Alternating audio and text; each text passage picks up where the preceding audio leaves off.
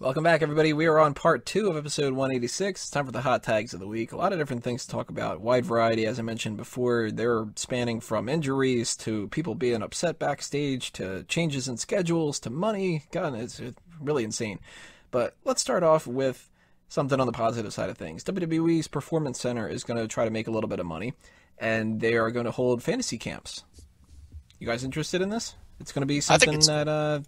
they're going to have people come out, they're going to, do some promos, get some autographs, that kind of thing. It's not going to be exactly the same as, where they train and stuff, but there's probably a little bit of that. I think it's cool. It gives people a reason to go to the Performance Center. I mean, if they make a few bucks out of it, good for them. You get a few autographs, most likely John Cena's because he's fucking everywhere nowadays, but, hey, all for it. Crazy thing about it, though, the VIP package for it, $7,500. Wait, what's the regular package? Shit, I didn't realize it was that much. Fuck. I don't know. I don't even know. How I much knew it'd be these fucking packages. expensive. I think it's a great idea that they're doing this. It's another way to get the brand out there. I mean, it's going to be really the hardcore fans who are dropping that kind of money to do it. But I think, why not? I mean, they can make some money.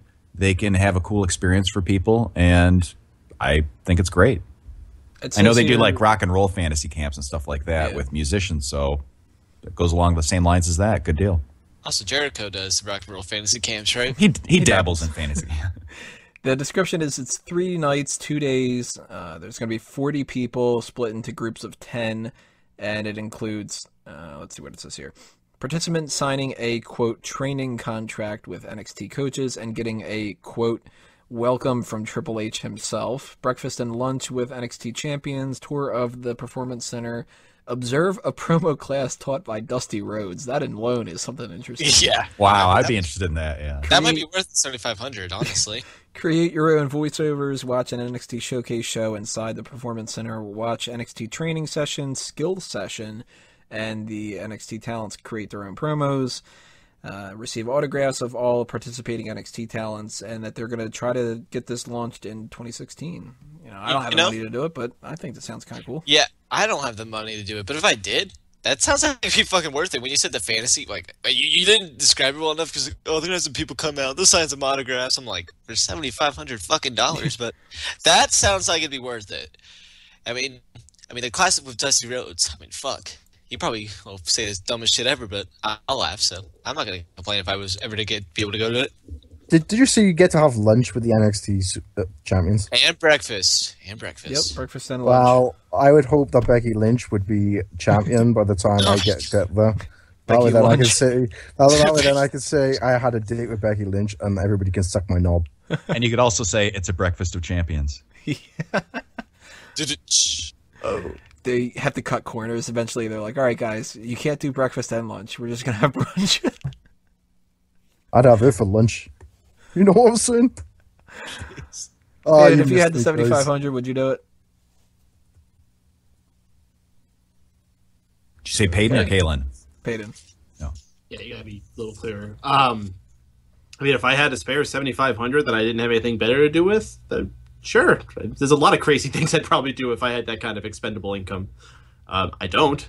As such, I don't really have any expendable income I think I would put towards something like this.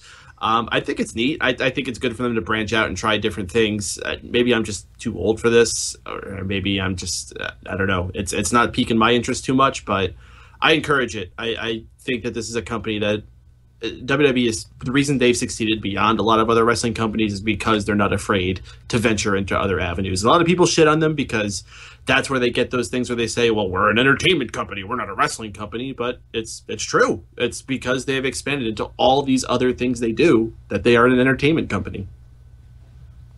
Now, somebody who bitches and complains quite a bit about the whole entertainment side of things went on another rant. Jim Ross went on this whole big speech about how wrestling is not in a boom period. We're all fucking wrong. It sucks now. And essentially just kind of like, I'm fed up with this and things are going to get worse and whatever like that. A little bit too pessimistic for my tastes. And I don't know, JR has always been somebody who, not that he's like been pessimistic, but he's kind of been a pain in the ass to deal with ever since he left WWE. That's why I don't listen to his podcast. And I think this might be the last straw for me to really care about his opinion. Because, yeah, it's not, as great as it was in the Attitude Era, but I think it's pretty damn good overall. Well, it's like this. Like, if we're not in a boom period right now, it's about to fucking begin. So, are you fucking being haunted by the ghost of Christmas past? I didn't know that when you spoke, wind chimes came out of your mouth. No, my dog is scratching her ear for some reason, so I forgot to take the collar off. But I know it's awesome. But listen, we're in at least for WWE's sakes, they're about to be stars are about to be born. The next generation is really about to begin. This moment might not be in a boom period, but in the next couple of years, I would not be surprised if we are. We are very close. I think Kevin Owens might be the beginning of the new era for WWE because they brought him up so quick. So I'm all for JR. I think he just sounds like he's butthurt because he doesn't work for WWE anymore. He comes across as that sometimes whenever I listen to his podcast. But listen, we're in a very good era. Good wrestling, good quality, and I want to be complaining. Production's top notch. Maybe he wants the boom period to slow down. Yeah. I agree with Drew. I think on his behalf, it's just kind of sour grapes. I do think he's bitter about not being with the company anymore. And I miss him a lot too. He was, I always think, the best commentator. But as far as him saying it's not a boom period right now, maybe it's not a boom, but it, in my opinion, is better than it has been in the last 5 years or so. And I think it's on the incline. Instead of going down. I don't think it's stagnant. I don't think it's on the downturn. I think it's going up.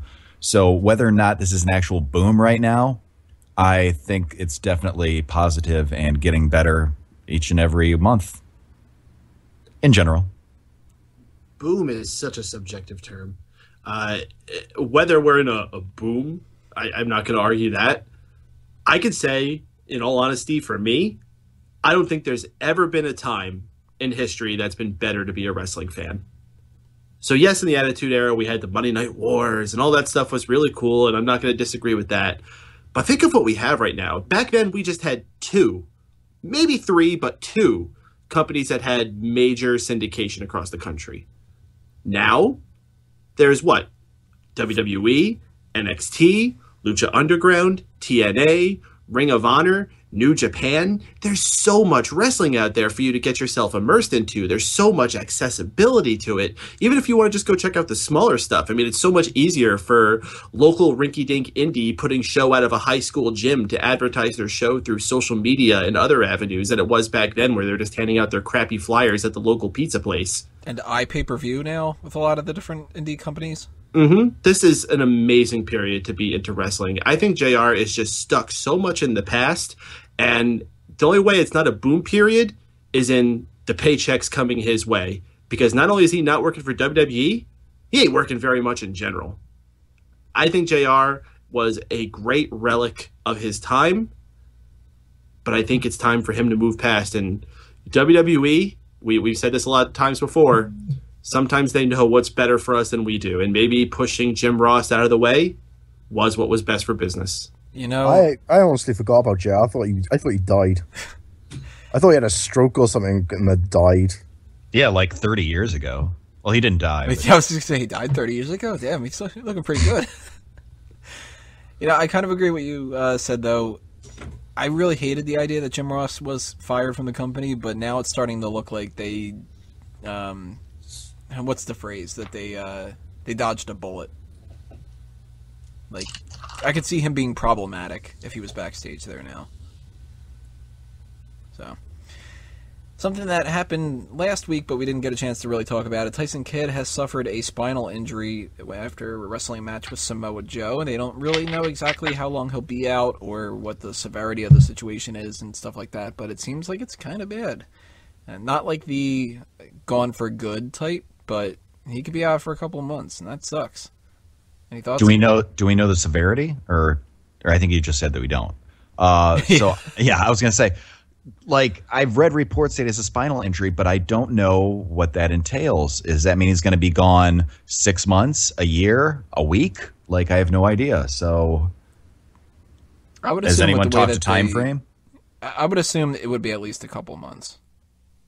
Wasn't he on SmackDown like last week? I don't think so. The thing about spinal injuries is you don't know how long they're going to take to recover. Every spinal injury is different as far as what type of surgery you have to go into it, the heal time. Everybody heals differently from these kind of things. And it depends on what it is. If it's just like a herniated disc, or maybe if they actually have to go and infuse something, which would be absolutely fucking terrible. I mean, if we remember happened to like, Stone Cold and Edge and Chris Benoit, those guys were out for like a year after having to get that kind of surgery done. So it really depends on what it is, how spry Tyson Kidd's going to be. It could not come at a worse time. I mean, this tag team was really catching on. A lot of people were getting into them. They just got this babyface turn a few months ago, and now I don't think it's going to go anywhere for either of them. They have a really sweet T-shirt too. They have a T-shirt for Tensai? No, not for Tensai. No, let's talk about Tyson Kidd. A sweet T-shirt. Now, we know he was injured. Oh, there he is. He was injured during the Samoa Joe match. Do we know what move actually injured him? A muscle buster. Muscle buster. Was it that? Because one report that I read said it was just a fluke thing and it wasn't anything like a dangerous move. So it could have been a muscle buster, or it could have just been like, he took a body slam and it kind of fucked him up, and that was about it, I haven't read anything that specifically said it. They might have been that, though. I mean, that move looks like it could give you a fucking injury. So, if it is the muscle buster, then Samoa Joe's got to find a new finisher. They can't let him do it. Figured it would be a spine buster, right? Oh, that's terrible. What? Well, he did it tonight on NXT, didn't he? So did he? He did it on the Paris Satin bloke. Yeah, but that's also a recorded That's pre-recorded, episode. yeah. Oh. I thought NXT was live. If that guy starts like going, my neck hurts a little bit, then he might have a problem. Then he needs a new finisher. You should go for the Styles Clash. Just go for the curb stomp. Yeah, he should not go for the Styles Clash. That doesn't save necks. The Canadian Destroyer. That move is always my fucking favorite move in TNA. Fair play. Got another hot tag here. Chris Hero wrestled what he called the Infinity Gauntlet. So for Marvel fans, yeah, Infinity Gauntlet. Where he just wrestled, I think it was 17 matches in a row for over 3 hours, and it was for charity. He raised $3,440, which is awesome. So that's like not only a ridiculous long time to wrestle, but it's for charity. Cool. And maybe that'll make him get in shape a little bit more, and he can come back to WWE. Any thoughts on this? Anybody about wrestling for charity, about wrestling for 3 hours, about how awesome Infinity War is going to be? Here's the problem. He's going to get all this work put into losing weight, and by the time he tries to come back, fat is going to be in.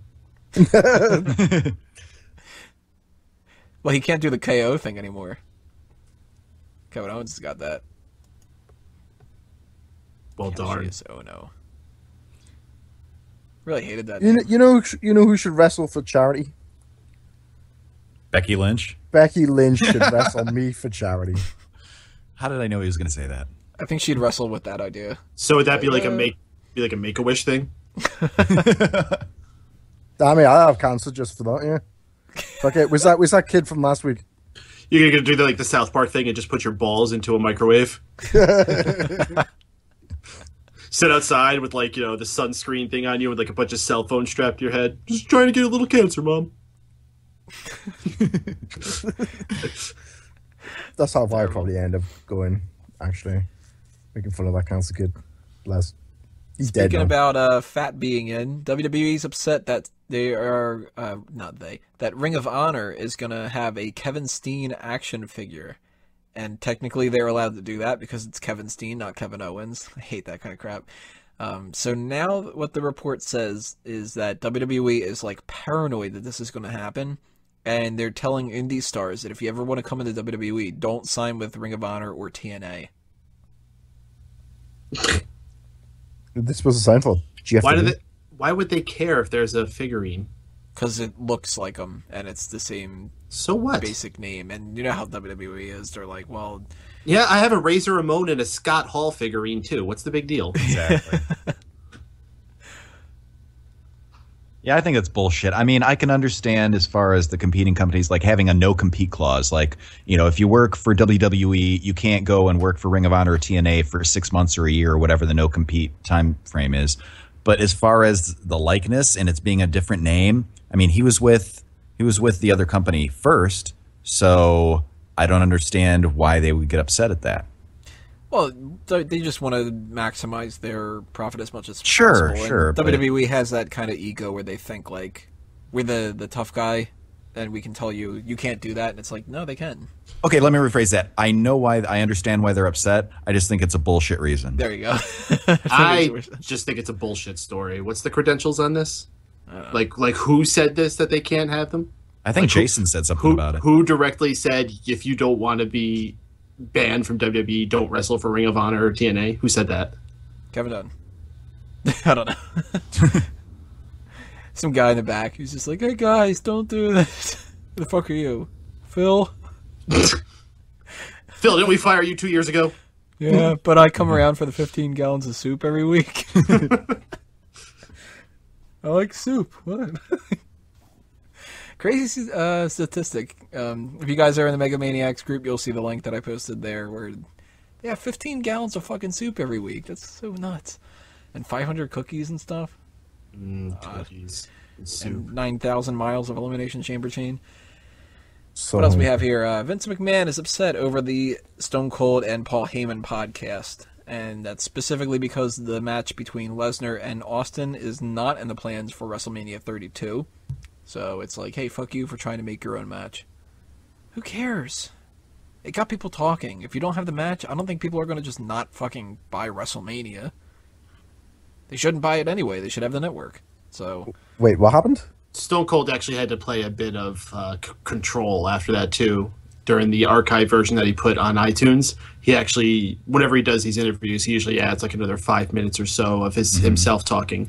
And for that episode, he actually put, sorry guys, I think I might have went a little overboard at the end here. There's not going to be a match between me and Brock Lesnar. We're not going to be in the same ring at WrestleMania 32. Sorry.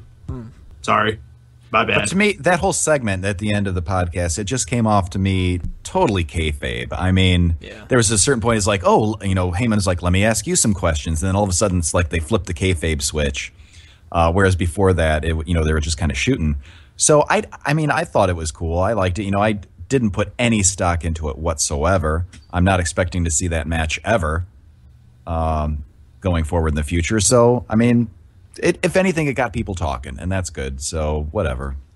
I kind of fell asleep during the part they were talking about fishing. So I kind of missed everything.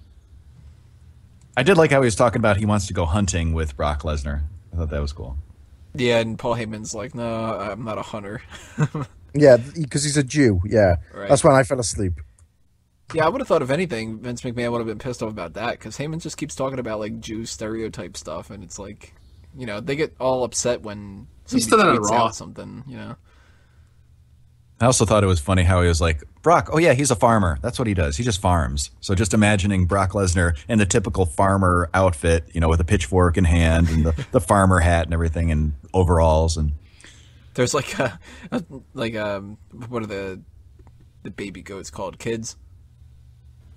Tyson Kids. Yeah. He's like petting it, and he's like, oh, it's so cute. And then it's like, He's so Yeah, tiny. Five's the goat. hey, Brock, you got to get ready for your match. All right, I'm going to fuck them up. Instead of like the Rocky thing where you're picking up logs and stuff, he's picking up like bulls and fucking cows and shit. I can see him doing that. Picking up a cow on his shoulders. I'd love to see that. Brock Lesnar eats a pig for breakfast instead of a side of bacon. That's why he makes the farm. Last hot tag here, the Slammy Awards that were previously going to be airing in the early year instead. They're going to be switched around. They're back to December, and they're going to be a standalone WWE Network event. They're going to do a smaller venue. They're going to have it not as an episode of Monday Night Raw, so it's not going to be like, thank fucking God.